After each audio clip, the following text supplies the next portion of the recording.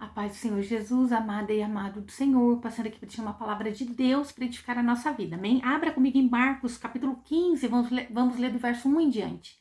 Pedir para você compartilhar, deixar teu like, fazer a tua inscrição para que possamos alcançar mais almas, aleluia? Vamos orar ao Pai? Senhor Deus, em nome de Jesus, Pai Santo, Deus de poder e Deus de glória, Santo de Israel, venha ministrar e venha falar conosco no nome de Jesus. Acampa teus anjos ao meu redor e ao redor de todo aquele que vai ouvir a tua palavra. É o que eu te peço no nome do Pai, do Filho e do Espírito Santo. Amém? A palavra do Senhor diz assim: E ao amanhecer, tendo tido conselho os principais sacerdotes com o ancião e os escribas e todo o sinédrio, amarrando a Jesus, o levaram e entregaram a Pilatos, né? Aqui nós vemos que eles já começaram a burlar várias coisas, porque as sentenças de condenação não poderiam legalmente ser pronunciadas no mesmo dia do julgamento, não poderia fazer tudo ao mesmo tempo, né?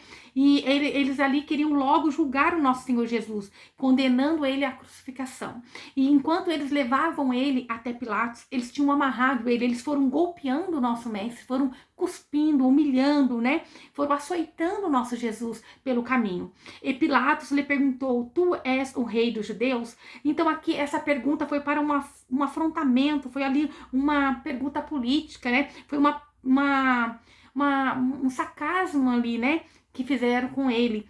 E respondendo-lhe, disse: Tu o dizes, né? Então Jesus ali, ele respondeu aquela afirmação como se ele mesmo tivesse dito aquilo, afirmando que ele estava dizendo aquilo, que ele era rei dos judeus, né? Mas aquele homem ali estava fazendo zombando, porque ele olhava a condição de Jesus naquele momento, quando a gente vê falando, achando assim que somente amarrou e levou. Não, Jesus foi sendo açoitado, humilhado, cuspido, né? Ele foi massacrado pelo caminho. Mas Jesus ali ainda teve uma sabedoria de dizer ali, dar uma resposta quando é que ele perguntou. E respondendo, Jesus disse: Tu o dizes, né? E isso quer dizer, de um certo propósito, o Senhor fez com que aquele homem afirmasse aquilo a respeito. E os principais, os sacerdotes, o acusavam de muitas coisas, mas ele nada lhe respondia. Então o Senhor sabia que aquelas acusações errôneas ali eram falsas, né? Mas não cabia a ele se defender, não cabia a Jesus se responder, e ele nada lhe respondia. É assim que nós temos que agir quando se levanta falso testemunho, né? Que ao Senhor ali for tentar se defender daquela forma que eles estavam acusando, iria causar mais alvoroço, iam, né, ficar mais furiosos contra ele, e ele acalmou. Porque quem ia justificar ele era o próprio Pai poderoso e santo. Assim temos que ser nós no nosso dia a dia. Não importa qual acusação que o inimigo da nossa alma possa levantar. Não sei, né? O que possam tramar contra nós. Ali, aqueles anciãos, aqueles escribas, aqueles sacerdotes ali, hipócritas, né? Aqueles letrados, eles se reuniram para tentar, de uma certa forma, barrar a Jesus, amarrar, destruir a vida. E muitas das vezes nós podemos ver coisas tentando vir para aniquilar o povo de Deus, para tentar paralisar o povo de Deus, mas nós temos que fazer como Jesus. Nós não devemos responder nada, devemos apenas aquietar a nossa alma e crer que Jesus, que Deus está no controle. E Pilatos lhe perguntou outra vez, dizendo: não respondes nada? Vê de quantas coisas te acusam? Então aqui, né, Pilatos estava indignado, porque ele nunca tinha visto alguém ser acusado de tantas coisas e não fazer defesa de si próprio. Então ele estava dando ali uma possibilidade de Jesus, né, ali se defender. E Pilatos estava dizendo: você não está vendo de quantas coisas eles estão te acusando e é mentira? Porque Pilatos sabia que era mentira. Então Pilatos esperava que ele levantasse ali de uma forma para se defender, né? Mas Jesus nem ainda com isso respondeu, de maneira que Pilatos se maravilhava. Então o silêncio ali de Jesus deixava Pilatos maravilhado. Olha, diz aqui, ó, deixava de maneira que Pilatos se maravilhava. Por quê? Como um homem sabendo de tudo aquilo, que é acusação contra ele, e ele calou, assim devemos ser nós. Nós temos que olhar para Cristo e olhar como é que Cristo agiu. Mesmo quando vier a acusação, a calúnia, a mentira, nós temos que nos calar diante de toda acusação, de todo mal, de todo levante, esperar em Cristo Jesus, né? O Senhor deu esse exemplo para nós, que qualquer defesa que ele fizesse ali, né, mais elaborada que fosse, Não ia adiantar, porque aquele povo estava decidido a crucificar a Cristo. Vai ter situações que nós temos que nos calar, porque a gente sabe que as pessoas já estão decididas contra a nossa vida, contra o nosso ministério, contra a nossa casa. Já estão, o inimigo da nossa alma já está decidido a destruir o povo de Deus. Então não tem por que nós discutirmos com ele, falarmos da carne, né? Tentarmos discutir, mas nós devemos orar, buscar no Senhor, clamar ao Senhor por misericórdia, clamar por Deus pela proteção do alto céu. Isso pode nos garantir um sucesso. Isso pode nos garantir a vitória quando nós colocamos a nossa confiança em Deus. Daí, continuando, ora, no dia da festa, isso a festa da Páscoa, ele, né, Pilatos, lhe soltava um preso, qualquer que pedisse. Então, era ali de costume, naquela época da Páscoa, dos judeus, deles soltarem um preso, né, um preso ali que eles quisessem que soltassem naquele dia, perdoando ali as suas falhas, eles liberavam. E havia um que se chamava Barrabás, preso com outros amotinados, pois haviam cometido uma morte durante uma revolta popular. Então esse homem é tido aqui como um homem, tipo um terrorista, um homicida, né? Que ele estava causando ali confusão com outras pessoas e estava preso por razões, né, verdadeiras, que já tinham cometido uma morte, estava preso.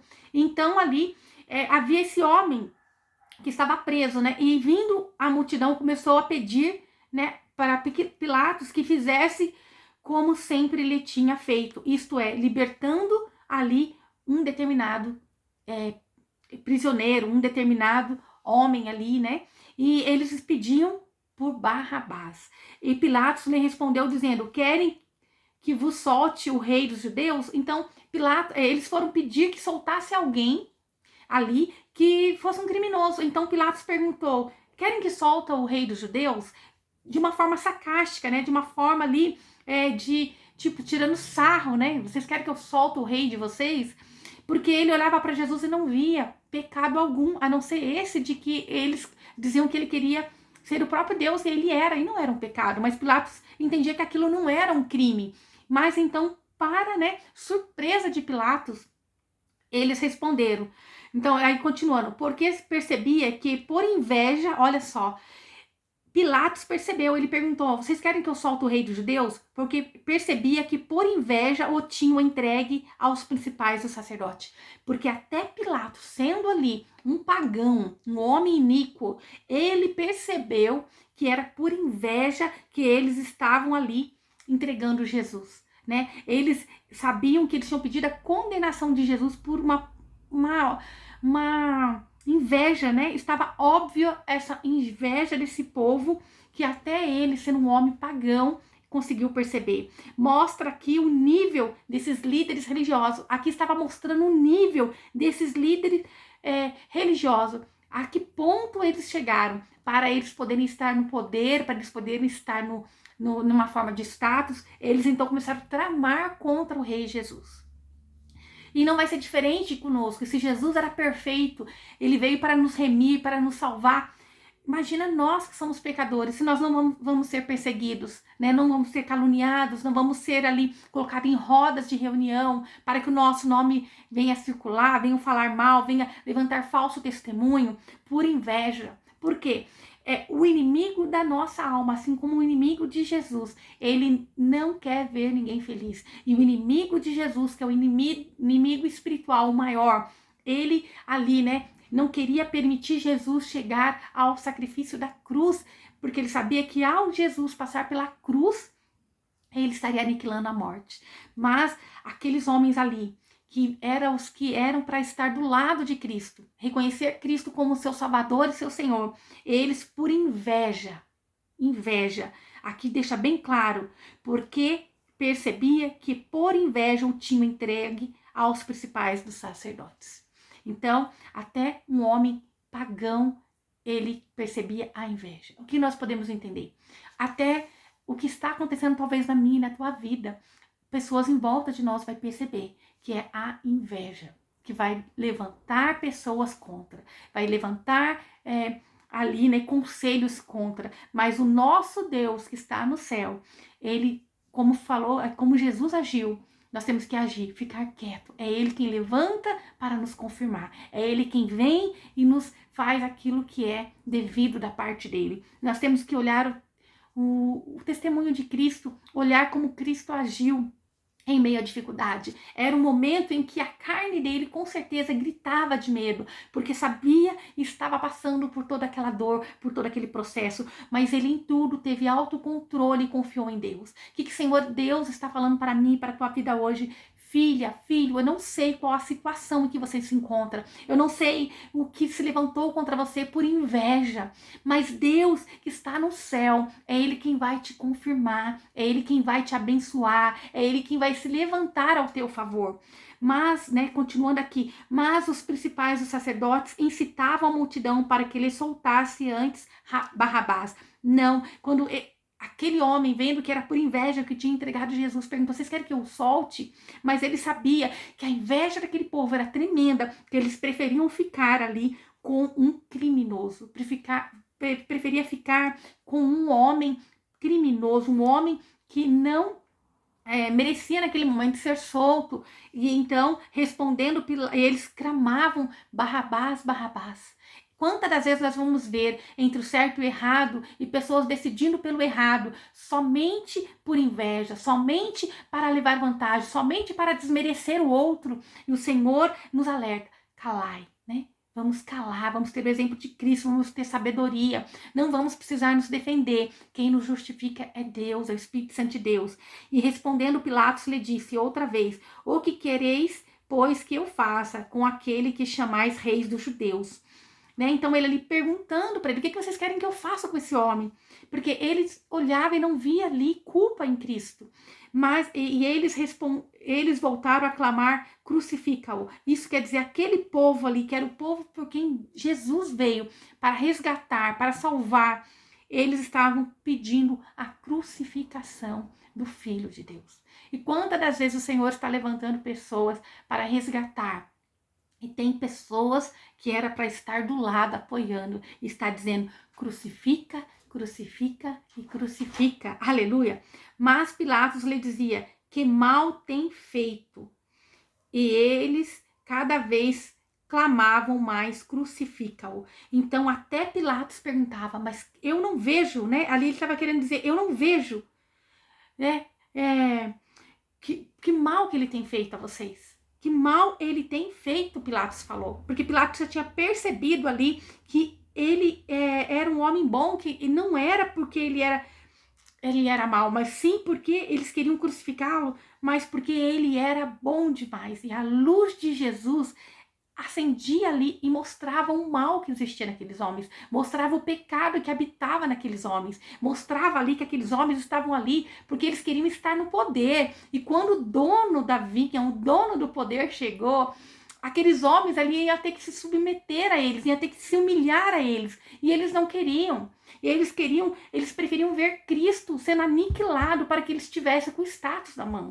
E isso que Pilatos percebeu, que eles iam perder ali o trono. Era aquele povo hipócrita, eles não queriam reconhecer. Então Pilatos falou: mas que mal ele tem feito? Pilatos não tinha visto mal algum. E eles cada vez mais clamavam: crucifica-o, né? Então eles ali estavam determinados. O que nós podemos fazer com alguém que está determinado a não aceitar Cristo, determinado a ir contra alguém que faz a obra de Cristo, que está determinado a defamar alguém, que está determinado em diminuir alguém? Não podemos fazer nada. Nós podemos fazer o quê? Fazer como Cristo. Ele tinha todo o direito e poder de mostrar o que realmente, para que ele veio, quem realmente ele era, né? Ele podia clamar ao Pai para aniquilar todos ali de repente, mas não. Ele foi manso, humilde, calado. Assim devemos ser nós, porque no momento certo Deus é quem vem, exalta, mostra, e ele não deixa nada para trás. Então Cristo pede para que nós venhamos ser como ele, buscar em Deus em oração, amém?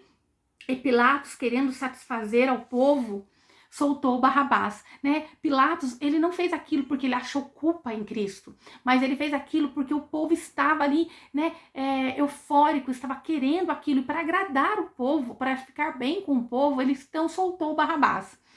E açoitando Jesus, os entregou para que fosse crucificado, né? Esses açoites aqui eram tão severos que muitos dos que eram submetidos a esse castigo já não sobreviviam. Muitos que passavam pelo castigo ali dos açoites já faleciam ali mesmo, de tão severo que era, né? Mas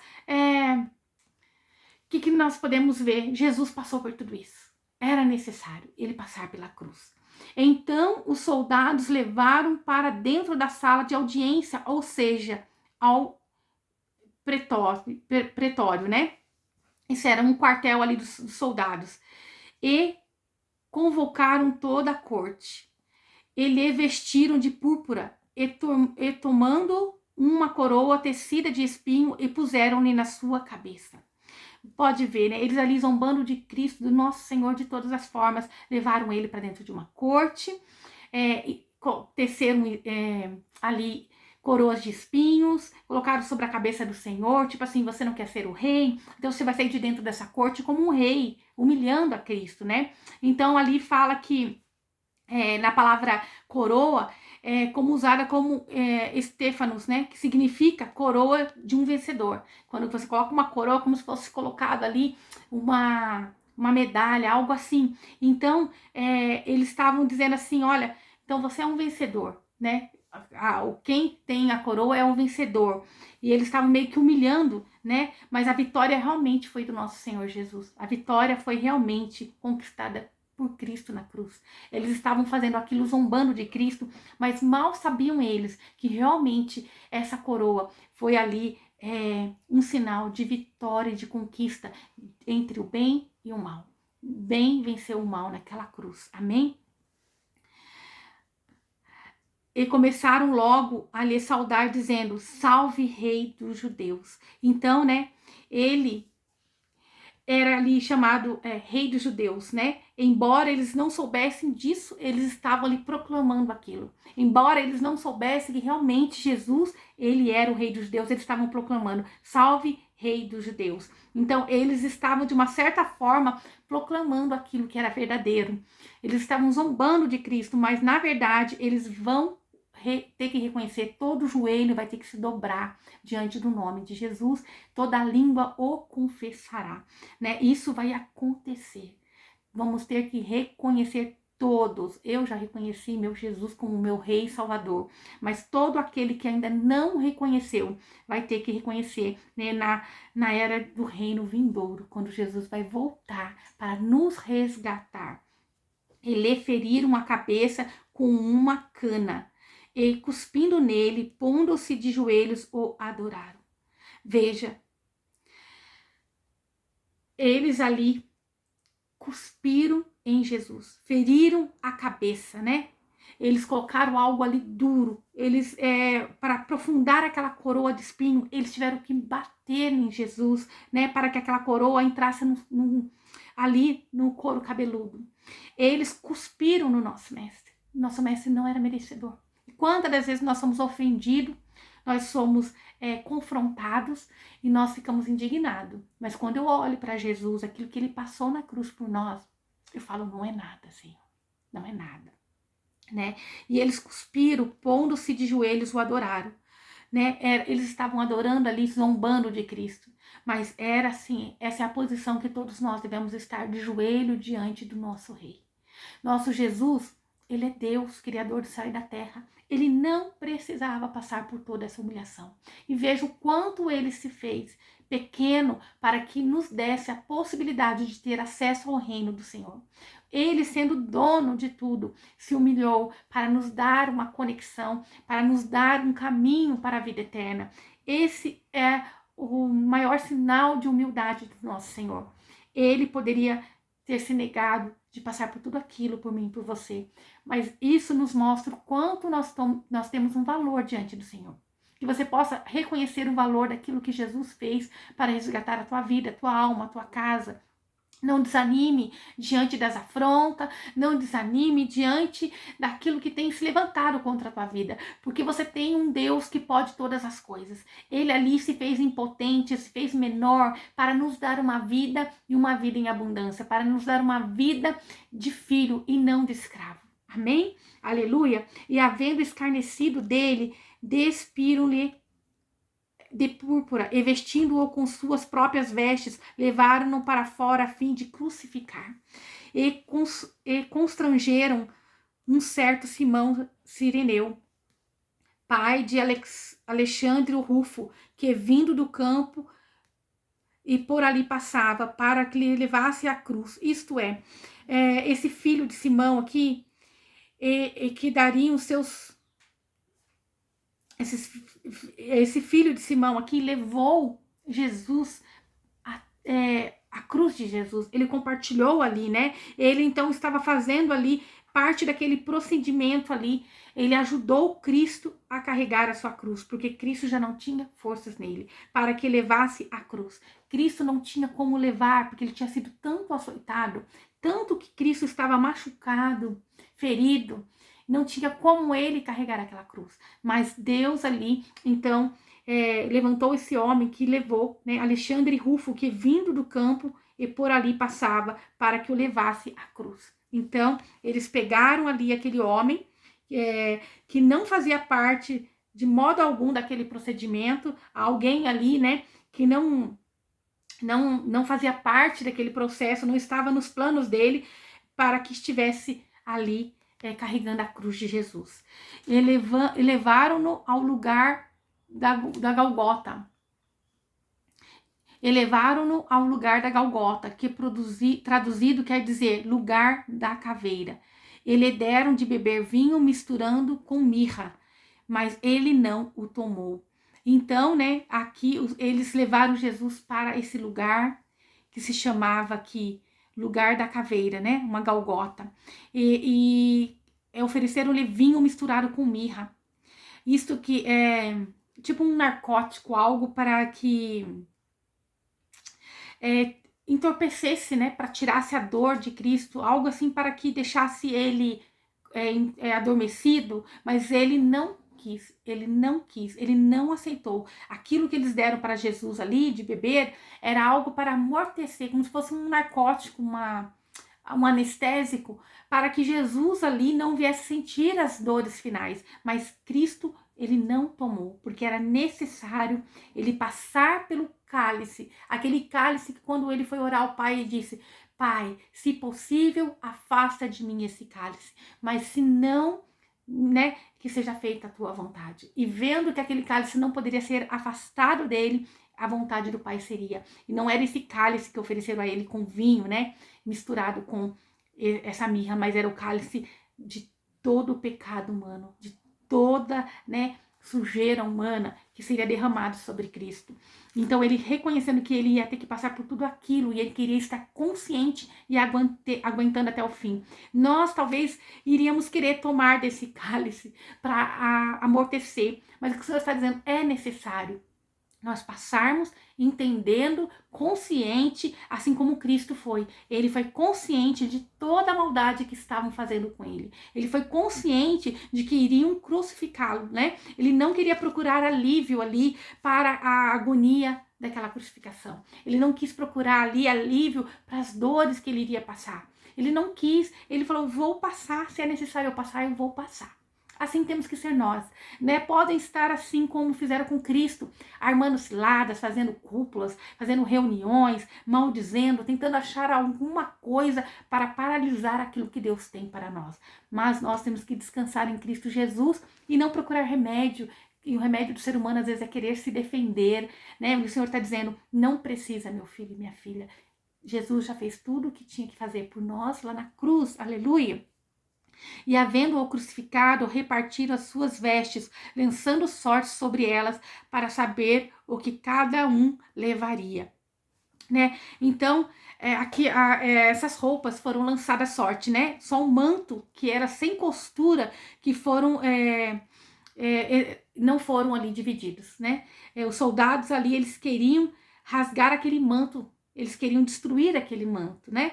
Mas eles sortearam, e quem ganhasse ali aquela roupa iria, né, tomar posse. Eles iam fazer um sorteio ali. Então, e era a hora terceira, quando o crucificaram, né? Isso era 9 horas da manhã, quando aconteceu a crucificação, porque o horário era considerado de uma forma diferente, né? A cada das 6 horas da manhã contava a primeira hora, então a terceira hora da manhã seria as 9 horas da manhã, né? E por cima dele escreveram sua acusação, porque todo aquele que era crucificado, em cima da cruz era escrita a crucificação, e ali estava escrito qual era a crucificação, qual era o delito dele, rei dos judeus, né? Obviamente ali não foi os judeus, mas sim Pilatos que foi lá e escreveu aquele título, porque Pilatos não achou falha naquele homem, não achou falha em Cristo, mas ele então colocou aquilo por quem ele vendo a fúria daquele povo, por ele dizer que ele era o próprio rei, o Senhor dos senhores, o Salvador, e então ele colocou lá, vocês não aceitaram, né, o seu Salvador, porque Pilatos não via em Cristo ali uma falha. E então ele colocou esse título, o rei dos judeus. Esse foi o pecado, dele falar que ele era o rei dos judeus. Mas aí ele colocou de uma forma sarcástica, mas mal sabia ele que ele estava colocando verdadeiramente a inscrição verdadeira do nosso Jesus, rei dos judeus.